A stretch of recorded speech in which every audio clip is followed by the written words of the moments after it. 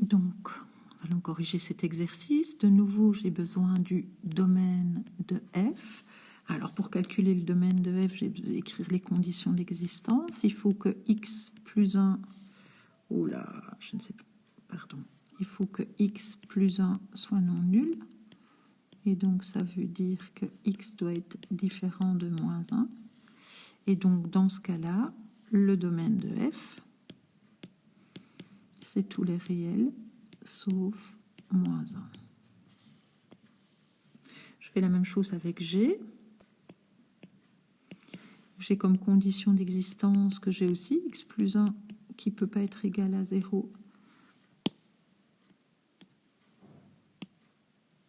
Et donc, ça veut dire que x ne peut pas être égal à moins 1. Et donc, le domaine de g, c'est tous les réels, sauf moins 1. Après, on va travailler avec quelque chose qui s'appelle 2f moins 3g. Alors, le domaine de 2f moins 3g, c'est égal au domaine de 2f inter le domaine de 3g. C'est l'intersection des deux. Et le domaine de 2f, c'est la même chose que le domaine de f. Et le domaine de 3g, 3 fois g, c'est la même chose que le domaine de g.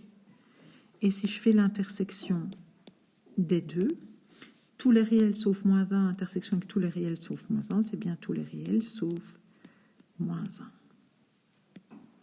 Et puis après, on vous demande de calculer la fonction. Donc, je vais avoir besoin d'abord de calculer 2f.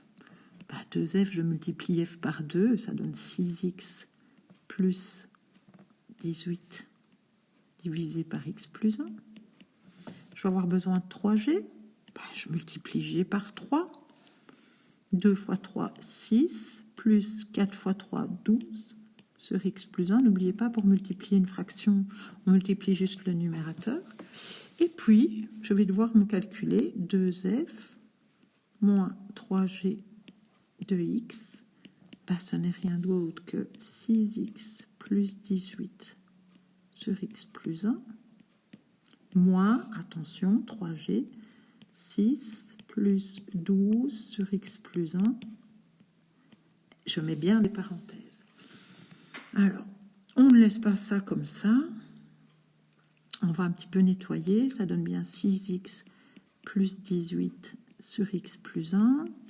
Moins 6, je vais mettre au même dénominateur sur x plus 1. Attention, il y a un moins de voilà en parenthèse. Ça va me donner moins 12 sur x plus 1. Ce qui me donne 6x plus 18 moins 6x moins 6 moins 12 sur le même dénominateur. Dernière étape, 6x moins 6x, il n'y a plus de x, et 18 moins 18, c'est 0. Donc, quand je calcule cette fonction-là, ça me donne la fonction nulle. Donc, le dessin, c'est une droite horizontale qui passe par 0. Ça vaut toujours 0.